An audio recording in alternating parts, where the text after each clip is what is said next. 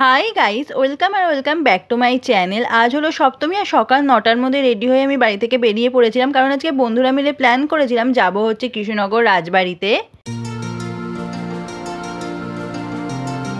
রাজবাড়ি ঘোরার পরে তো প্রচণ্ড খিদে পেয়ে গিয়েছিল। সকালে যেহেতু না খেয়ে বেরিয়েছিলাম, তাই সামনের একটা রেস্টুরেন্টে চলে গিয়েছিলাম আর ওখানে গিয়ে অর্ডার দিয়েছিলাম স্টার্টারে ফিশ ফ্রাই, আর মেন কোর্সে অর্ডার দেওয়া হয়েছিল তন্দুরি রুটি, বাটার চিকেন, আর তার সাথে ছিল যে মিক্সড ফ্রাইড রাইস আর চিলি চিকেন। কিন্তু সত্যি কথা বলতে মিক্সড ফ্রাইড রাইস আর চিলি চিকেনটা আমার তেমন একটা ভালো লাগেনি। খাওয়া দাওয়া করে তো চলে এসেছিলাম বাড়িতে। এরপর দুপুরে একটা ভালো ঘুম দিয়ে নিয়ে সন্ধেবেলা আবার রেডি হয়ে মায়ের সাথে বেরিয়েছিলাম আশেপাশে ঠাকুরগুলো দেখতে।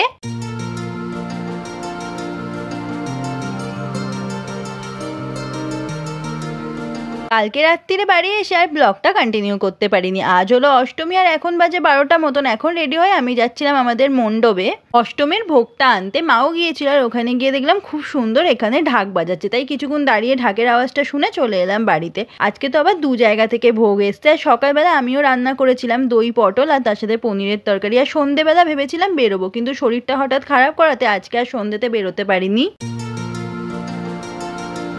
আজ হচ্ছে নবমী, আর নবমীর সন্ধ্যেবেলা আমি রেডি হয়ে গেছি মায়ের সাথে ঠাকুর দেখতে যাওয়ার জন্য। আর বাড়ি ঘরের অবস্থাই দেখছো, পুরো ছড়িয়ে রেখে গেছি সাজার জন্য, এসে গোছাতে হবে। আর চলো এখন বেরিয়ে দেখি কটা কটা ঠাকুর দেখতে পারি, তোমাদেরও দেখাবো। চলো আর বকবক না করে এখন বেরিয়ে পড়ি। অষ্টমীর সারাদিন আর নবমীর সকালটা যেহেতু কোথাও বেরোনি, তাই নবমীর রাতে ঠাকুর দেখতে বেরিয়েছিলাম ফুল এনার্জি নিয়ে। কিন্তু তখনই ভাবলে খারাপ লাগছিল, এই দিনটা চলে গেলেই পুজো শেষ হয়ে যাবে।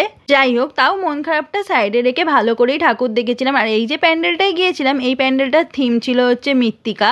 এক কথায় বোঝাতে চেয়েছিল যে মাটির উপর প্লাস্টিক ফেলে যেভাবে আমরা মাটি দূষণ করছি, সেটা যেন না করি। এরপর তো আর একটা ঠাকুর দেখতে যাওয়ার জন্য ভ্যানে উঠেছিলাম। প্রায় 2 বছর পর ভ্যানে উঠলাম, আর এখন তো আর ভ্যানে ওটাই হয় না, তাই ভ্যানে উঠে বেশ আনন্দও লাগছিল।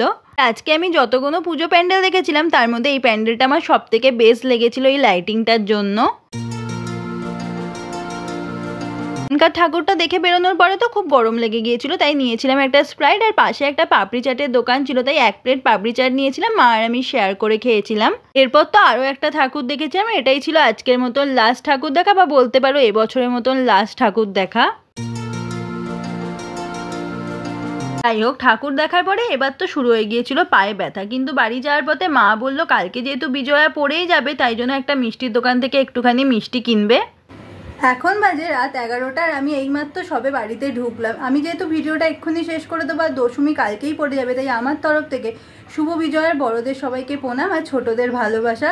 তাহলে চলো ভিডিওটা এখানেই শেষ করি। ভিডিওটা ভালো লাগলে একটা লাইক করে দিও আর সাবস্ক্রাইব করে দিও। আজকের মতন বাই, দেখা হবে নেক্সট ভিডিওতে।